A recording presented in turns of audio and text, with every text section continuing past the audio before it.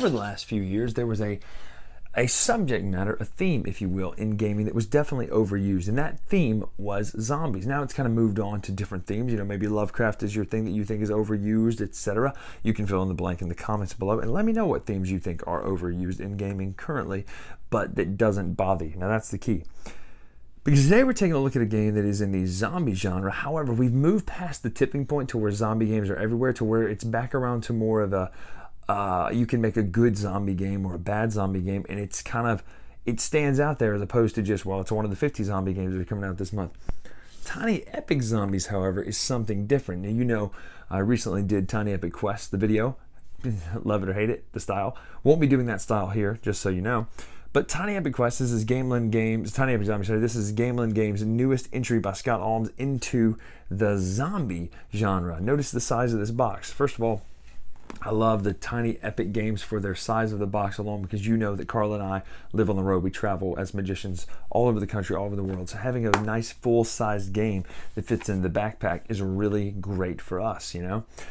But is this, in fact, a full-size zombie experience, or is it Epic Zombies in name only, and the tiny really describes the fun? See, that would be an interesting question, right? But that's the question we're going to answer right now. Is Tiny Epic Zombies all it's cracked up to be in all its wonderful, tiny, epic, gory goodness? Let's take a look at right now how you play in the multiple player modes and see if it's any good.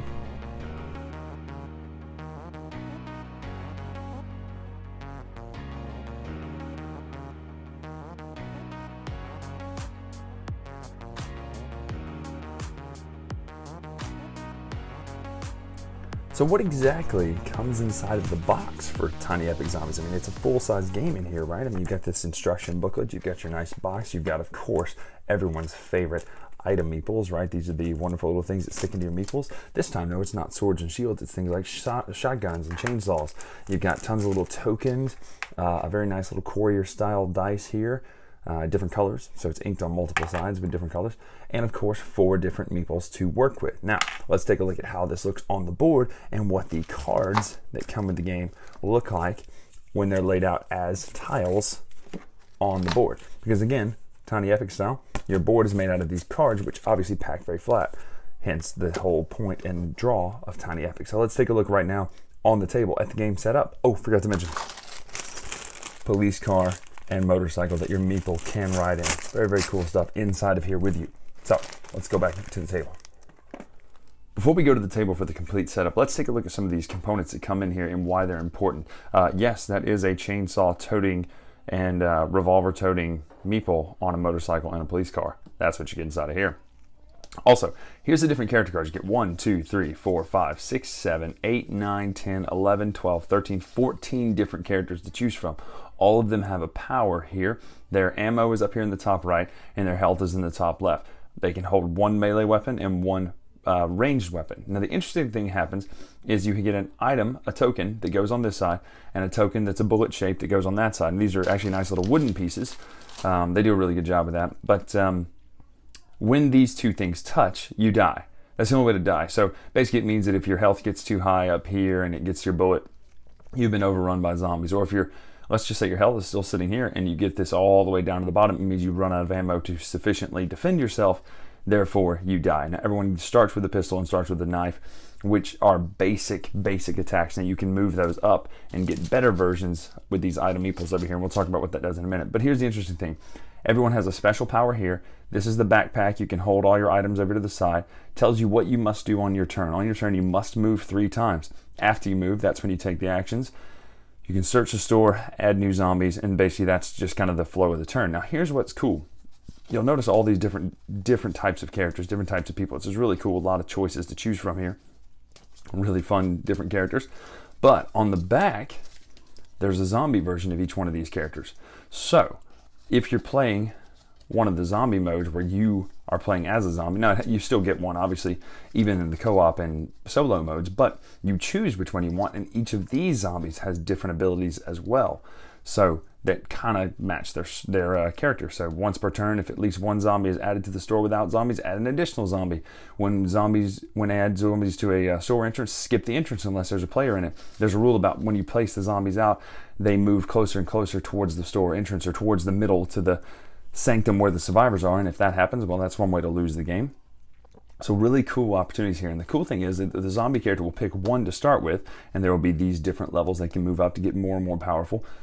But if a character were to die, you give your character card to that zombie player, flip it over, and now they have access to your character as a zombie. So interesting little twist there. Over here is all the different cards that you'll find in the game. These are different event cards, pickup items. These are your ranged weapons choices that you get, and these become item equals those. Pickup items, they happen, you can use them. Some of them are immediate, some of them are things that happen just when you want to use them. There's the explosion event. These are events that happen. When you turn this over, you follow that and read the rules out just like it's listed. And that's what's on these cards here that you'll be searching for in the survivor deck and search deck or whatever. Over here, I want to show you there are nine different scenarios. And you'll hear me talk in the final thoughts. What? Time travel? I know, right? You'll hear me talk in the final thoughts that this should be the same combination of choices as the game 504 itself. 9 times 8 times 7, 504 different combinations that you play of these cards. Now notice there's a cooperative objective here, and on the back there's a competitive objective. So when you're playing, these are the different ways to win. So technically it's 504 times 2, unless that's a better variable that I'm not getting somehow. But it's 504 different ways to play cooperatively, 504 different ways to play competitively. That's not listed on the box anywhere, so if my math's wrong, there's probably a good reason for that. But the reason I bring that up is because you're not just killing zombies, right? You're not just going in, killing zombies and cleaning the place out. Oh, we win the game. That would be boring, right? That would be too simple. But instead, you have these objectives, and you get 3 of them at the beginning of the game. So let's just say we do these 3 right here. Ours would be called a CDC. Objective, pick up the frequency card while holding the radio. So you saw those frequency cards inside of the deck over there. So you need to put an objective mark, tells you what you do. You put this out there, place the radio token in the courtyard. When the player is carrying a radio, they may pick up frequency cards that appear in stores. Once you do, blah, blah, blah, you're calling the CDC. You do this enough times, you complete this objective. Discover a cure. Discover all 8 ingredients in the correct order. So you would have to put A, B, C, D out there and try to find those ingredients in the correct order listed here by just going around and searching the stores, right? This one is a symbol in arsenal. So deposit weapons and ammo into a cache. Place the objective marker on the 0 space. And once you get basically 13 weapons, here's what it says, you then win the game. So it's interesting.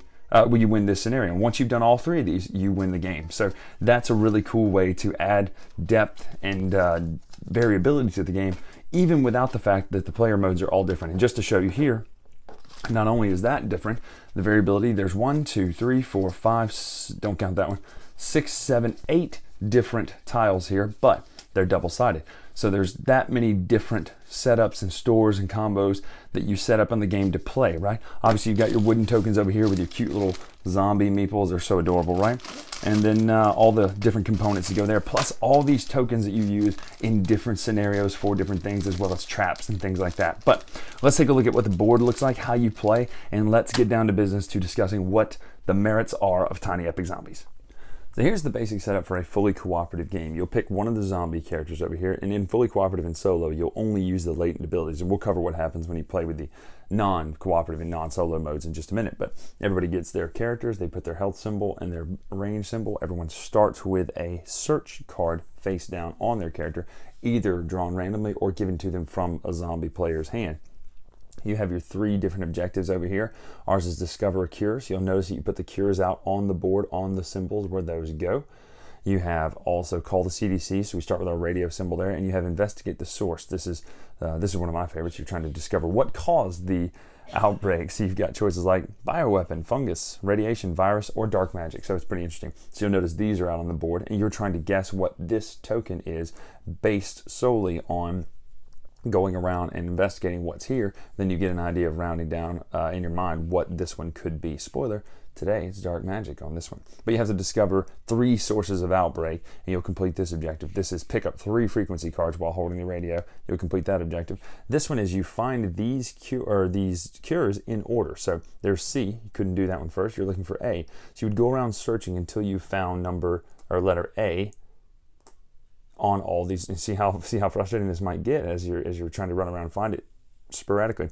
So there's A. When you get A, you'll put it here. You'll then have to go find B, then C, then D. But it becomes a game of memory at that point, because you go, oh, I know where B was over here. Ooh, I know where A was over here. Now, it says players may discuss with each other what tokens they have seen. I would rather not take notes. I think that's probably up to you, but there is that option. If you wanted to take notes, you could take notes, of course, and be like, hey, this is where that is, don't forget. Or you could do it purely based on memory. There's no rule against that or about that, so just know that. On your turn, you're going to do 3 moves, and that means these spaces here. So you start in here. So just to show you what a space is, because there's these open door looking things and there's these closed walls things, that does not matter at all. You can basically walk through walls, or you're effectively cutting a hole in the wall or finding somewhere where there's breakage is thematically what it means. But all those lines do is denote a space. So in the central hub here, there's 1, 2, 3, 4, 5 different spaces, just to show you that. So on my turn, I could move 1, 2, that's 2 spaces, right? Go into this place.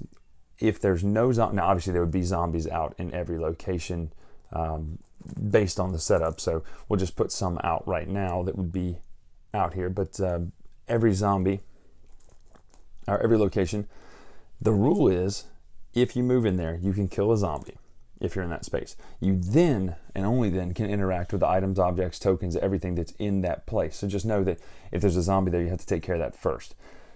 There would also be a zombie here. Also, notice the way the cards are oriented. There's a specific reason for that.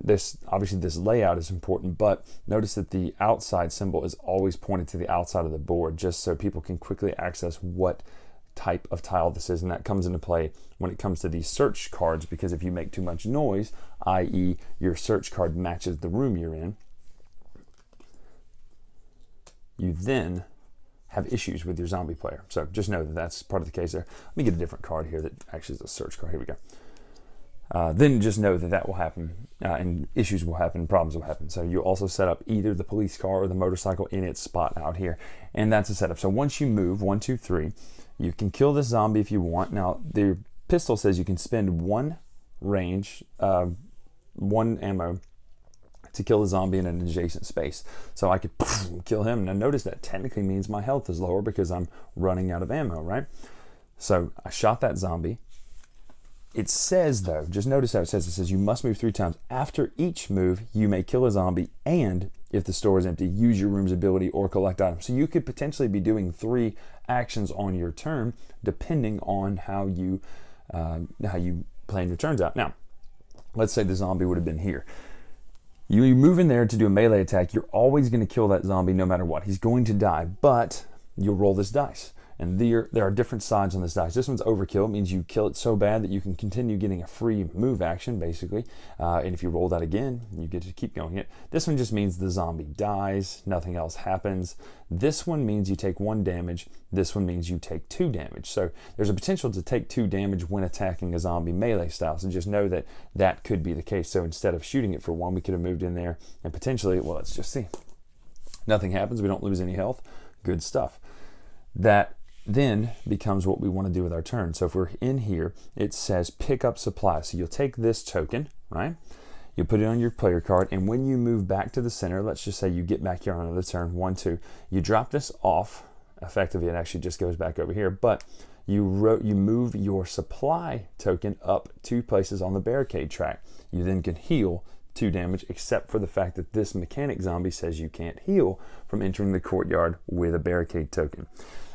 That's just one of the things it does. It basically increases your timer here to where when zombies are coming in and attacking, you don't just run out of time and die from them just beating up the windows or glass or barricades and coming in and eating you. Also, you have a time limit over here in the search deck. Now there's a supply deck and there's a search deck. They're called for at different times. When this search deck runs out, game is over. So you are on a timer. It is a time crunch. You can't just slow roll this game and try to find everything as slowly as you want to. You actually have to get out there and be active in searching for how to do what you need to do. Now, that's your turn. You can do all these different tokens, all these different actions. That's how you attack. That's how you fight. At the end of your turn, let me just explain what happens at the end of your turn. You'll flip over your search card. So this one flips up. It is in fact the frequency. Now you don't just get this item. This will drop near the room you were in. So let's just say we were here as we said. You'll drop this card here. Now notice these symbols do not match, which is good. That's good for you. It'll go now to the zombie's turn. So it's going to slingshot back and forth. Human player, zombie player, human player, zombie player, just like that. On your zombie player's turn, you're going to check for noise. What that means is if these two symbols match in a fully cooperative game, it's a little bit of a different rule, but in a player who's playing as a zombie, the human player is in, the human does not make noise. You add zombies as normal, as we'll show, if it doesn't match. If it does match, you get to move up on this track here, up your abilities track if you're playing with a human player. So this will move up and you get to do worse and worse stuff, right? And the higher it gets, it does worse and worse stuff. So the more noise you make, the worse the zombies are going to be on you. You then add 2 zombies from the supply into one or both of the stores that match the search card symbol. So this is a purple symbol, so we could put a new zombie here into this space and a new zombie into this space, or you could split it up and do both into one. Now notice it's going to be hard to see. I'll zoom in just to see if you can see it here, but notice that each room, or each store I should say, has a 1, a 2, a 3 for the spaces. When you put your first zombie in, it goes into 1, second goes into 2, and obviously third goes into 3. Now if there is direct adjacency to the courtyard here, the next place they're going to go is try to get into that courtyard. Now this space here over the side does not have direct adjacency, hence this little hole. So 3 will then move the zombie over into here, and you'll continue skipping down until all the spaces are filled leading up to the courtyard. If there's nowhere to place it, you'll notice you'll damage the barricade instead. So you wouldn't place another zombie here, you'll just drop this down. So until this gets cleared out, each time they place zombies, they're going to do that. So now had they placed both zombies in here and this was already full, it would take 2 damage to the barricade, which is pretty bad. If that happens, you remove one of the survivor tokens and then you reset the barricade to 2. If you have no survivors left in there, you lose the game. Obviously the zombies are in here. The zombie rules are over here. Now if you get overrun, so if you're ever in the same room as a zombie, you must immediately take a damage. Now there's certain people who have abilities that mitigate that. I believe the athlete says if you start a turn in a room without a zombie, your first move, no, it's somebody else has one where they can avoid that, or one of the items does that, get you out of that. You'll then deal or draw new search cards, which go into your hand. You'll pass that back to the other player, and then you'll finish your turn. Your turn is over, and it'll go back to the human player's turn. Now, interesting thing about this, that card just sits there. So now this card is in this room. So when someone goes to this room, if there's no zombies there, they can pick up this card from the store and add it to their ability. So this will now go, it's a pickup item, which means it immediately gains a weapon, and you discard this card. Now if you have the CDC scenario, you must have the radio to advance this up 1 level. So just know that that's what that is. The other types of cards it could be, now this is the supply deck, so it's actually a little differently. You would get that from when you drop off this, you draw a supply card as well. I forgot to mention that. But these are things like your item meeples. They're all the same cards. The same cards that are over here are roughly the same cards that are over there, except there aren't events in here typically.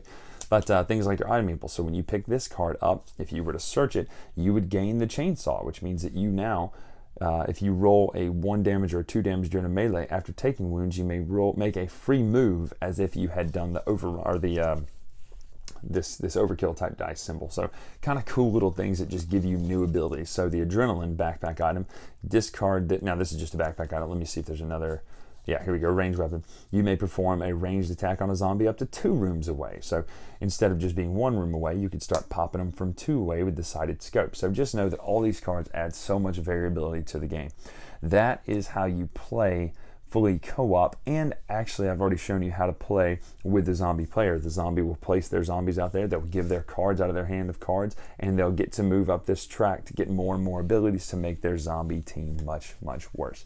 And that's the game in a nutshell right there, how you play this game in a competitive way. Now in a cooperative way. Let's just shoot over here just for a second to show you. In the back it shows you all the different rules here for if you wanted to make it competitive 2 to 4 players.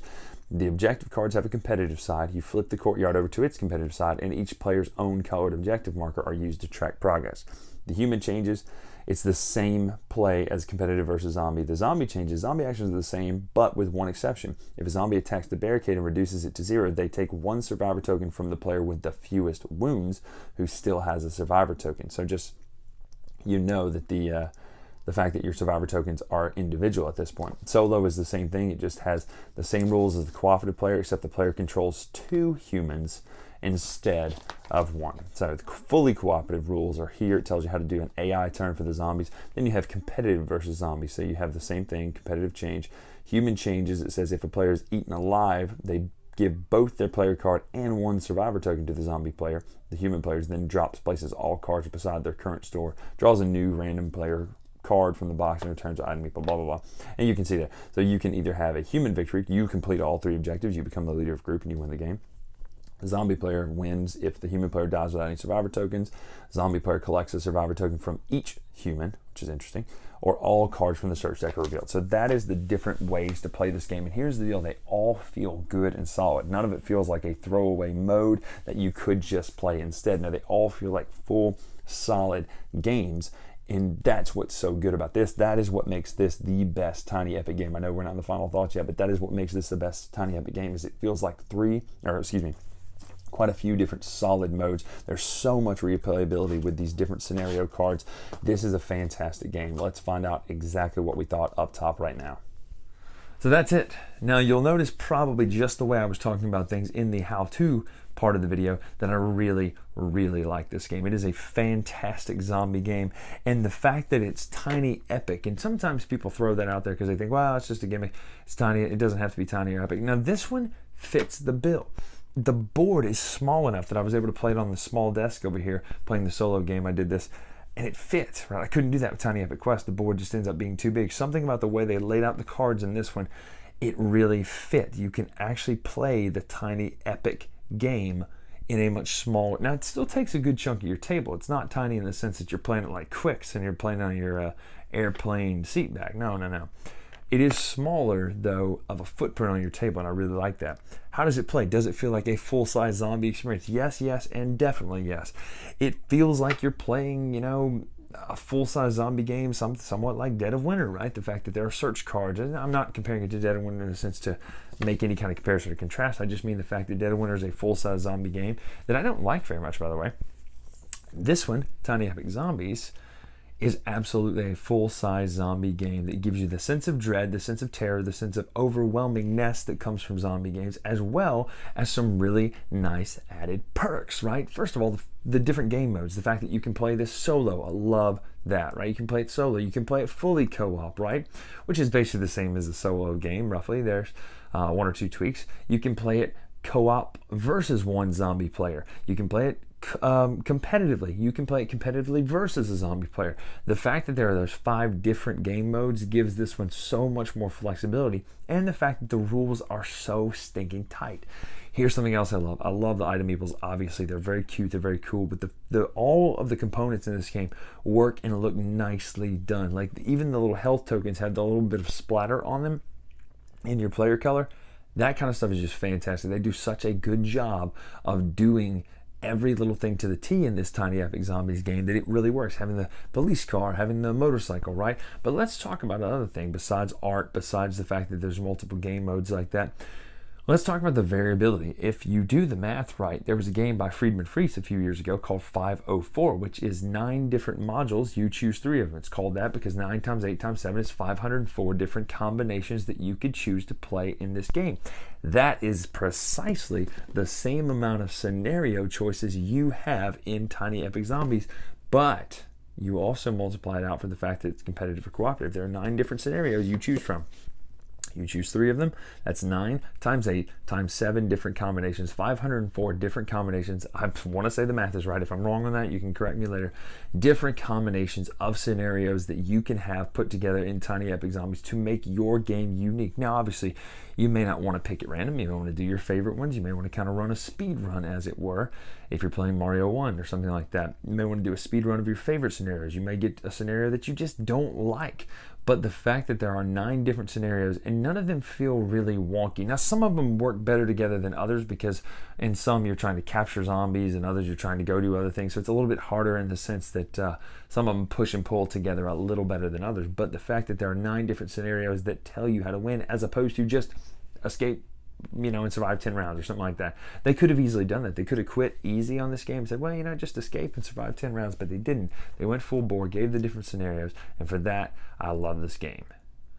So that's it for Tiny Epic Zombies. Again, I'm Bryan Drake here on the Dice Tower. If you want to follow me for more information on what I think about games and all that stuff, and again, leave your comments below about what you think's overused, what you liked about this game, what you didn't like about this game right here. Follow me on Twitter at @TheLatestRetro, and until next time, I'll see you. Thanks so much for watching the Dice Tower videos. Find more great videos and reviews, as well as our top-rated audio podcast at Dicetower.com. You can also find other great shows at Dicetowernetwork.com. I'm Eric Summerer, and you've been watching The Dice Tower. The Dice Tower is sponsored by Cool Stuff Inc., where you can find great games for great prices. Cool stuff in stock. Check them out at CoolStuffInc.com.